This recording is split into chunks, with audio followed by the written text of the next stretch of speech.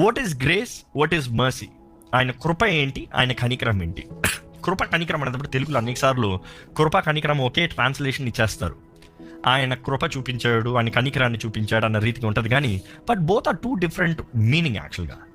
Mercy, కనికరం అనేది ఏంటంటే ఒక వ్యక్తికి తగిన శిక్షని ఆ వ్యక్తికి అనుగ్రహించకపోతాము, మర్సీ కనికరం చూపిస్తాం. అర్థమవుతుందండి?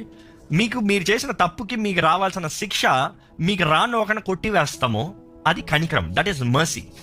కానీ మీకు తగనిది మీకు అనుగ్రహిస్తాము కృప. అంటే what you don't deserve giving అంటూ యూ. ఒక ఉదాహరణ ఇలా చెప్తాం. మీరు చేసిన తప్పుకి శిక్ష రావాలి, ఆ శిక్ష మీకు ఇవ్వకుండా పోతాము, కనికరం, ఇట్ ఈస్ మర్సీ. కానీ అదే సమయంలో మీరు తగని వారు, మీకు రాకూడదు, ₹1,00,000 వచ్చింది, ₹1,00,000 ఇచ్చారు, అది కృప చూపిస్తాం. ఈరోజు ఎన్నో మన జీవితంలో దేవుడు మనకి తగనవి మనకి ఇచ్చాడండి. ఎంతమంది అనుభవిస్తున్నారు? నాకు తగనది దేవుడు నా జీవితంలో నాకు ఇచ్చాడన్న వారు ఉంటే చేతులు తల్లిలో చెప్తారా? ఏంటో జ్ఞాపకం ఉందా? Do you know what do you have? మీకు తగనది మీకు దేవుడు అనుగ్రహించాడు. నాకు తగని ఇల్లు, నాకు తగని ఉద్యోగం, నాకు తగని, అఫ్కోర్స్ రక్షణ మొదటిగా. రక్షణ is a fundamental for everybody. మనకు తగని వారంగా ఉన్నప్పుడు ఆయన రక్షణ మనకి ఇచ్చాడండి. కానీ అదే సమయంలో ఎన్నో ఇచ్చాడు దేవుడు, కొన్ని మాత్రం కాదు. మన కుటుంబము, తగని భర్తను నాకు ఇచ్చాడు, తగని భార్యను నాకు ఇచ్చాడు, నాకు తగని ఉద్యోగము, నాకు తగనిది దేవుడు నాకు ఇచ్చాడు. You see what we don't deserve, what we are receiving, it is grace. కానీ మనకి తగినది మనకి రాకపోతాం, కరుణ, దట్ ఈస్ మర్సీ. ఆయన కరుణను చూపించాడు కాబట్టి మాత్రమే, కృప కనికరములు కలిగిన దేవుడు అన్నదప్పుడు ఆయన కరుణను చూపించాడు కాబట్టి మాత్రమే మనకి రావాల్సిన శిక్షనే మనకు ఇవ్వలేదండి. మనకు రావాల్సిన శిక్ష అంతా ఆయన భరించాడు.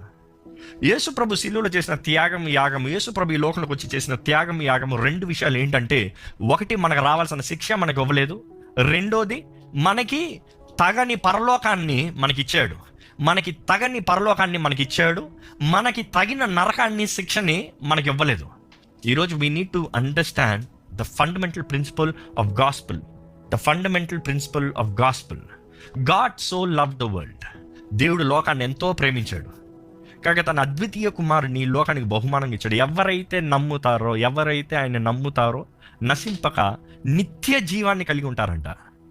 ఇది నిత్య జీవం మనకి కలుగుతామనేది ఆయన కృప. అదే సమయంలో ఆయన నమ్మిన వారు నశింపక, మనకు రావాల్సిన శిక్ష మనకు రానోకన, మనల్ని నశింపనోకన, గాడ్స్ మర్సీ.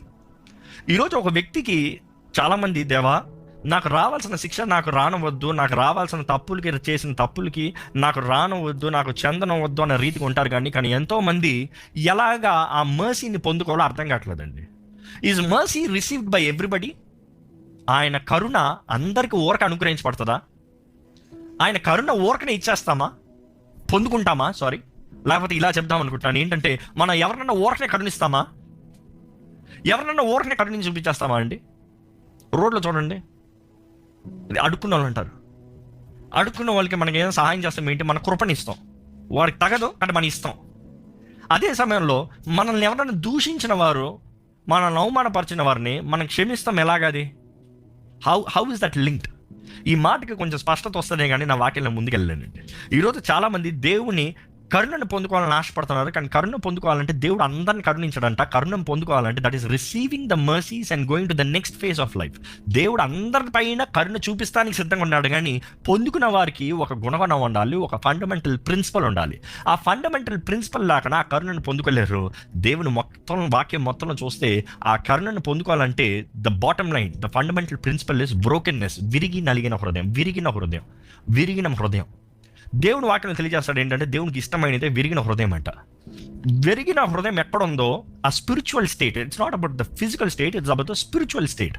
ఎందుకంటే మనుషులు దే హ్యావ్ మాస్టర్డ్ నాటకాలు, నటనలో ఎక్కువ అయిపోయి మనుషుడు ఎక్కువ దేవుని ముందు కూడా నటిస్తూ ఉంటే దేవుడు అంటే నటించకండియా, మీ గొడ్డల వస్త్రాలు చింపుతాం కదా. చాలామంది వస్త్రాలు చింపుకుని ఆ రోజుల్లో దేవుని సన్నిధిలో మేము ఉపవాసం ఉంటున్నాము అని చెప్పేవారంట. వారు ఉపవాసం ఉంటున్నామన్న సాదృశ్యానికి బూడిద వేసుకుని వస్త్రాలు చింపుకుని ఉపవాసం ఉంటున్నామంటా ఉంటే దేవుడు అన్నాడు, అది కాదు, మీ హృదయాలు చింపుకోండి. It is not your external behaviour, it is your internal attitude. మీ స్వభావం లోపల సరిగా ఉంటే బహిరంగంగా అన్నీ సరిగా ఉంటుంది. సో దేవుడు కోరేది ఏంటంటే, ఆయన కరుణను పొందుకోవాల్సిన ప్రతి ఒక్కరికి విరిగిన హృదయం ఉండాలంట. ఎవరు విరిగి నలిగిన హృదయం కలిగి ఉంటారో వారిని దేవుడు అలక్ష్యం పెట్టడంట, అలక్ష్య చేయడంట.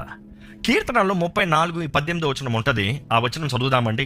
విరిగిన హృదయం గల వారికి, స్పష్టంగా కొంచెం గట్టిగా చదువు Rajesh. I cannot hear you in my years. Please కొంచెం గట్టిగా చదువు. విరిగిన హృదయం గల వారికి యెహోవా ఆసన్నుడు, నలిగిన మనసు గల వారిని ఆయన రక్షించును. అది రెండోది అడిగాను.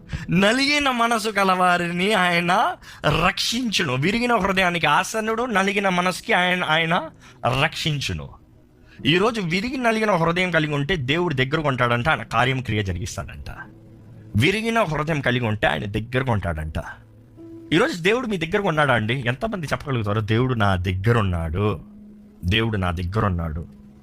మీ దగ్గర ఉన్నాడా అని పరీక్షించుకోవాలంటే వెరీ సింపుల్. మీకు విరిగిన హృదయం ఉందా? విరిగిన హృదయం అన్నప్పుడు చాలామంది అనుకుంటారు జీవితంలో ఏం చేతకానితనం, మనుషుల ద్వారా దూషించబడతాం, ఏదో చేతకాని పరిస్థితుల్లో కూర్చుంటాం, విరిగిన హృదయం అనుకుంటారు. నన్ను విరిగిన పాత్రలాగా ఉంటాం వేరు, జీవితంలో విఫలమవుతాం వేరు, జీవితంలో చేతకాని వారిగా పోతాం వేరు. కానీ ఆ మనస్తత్వంలో హంబుల్నెస్ తగ్గింపు హృదయం.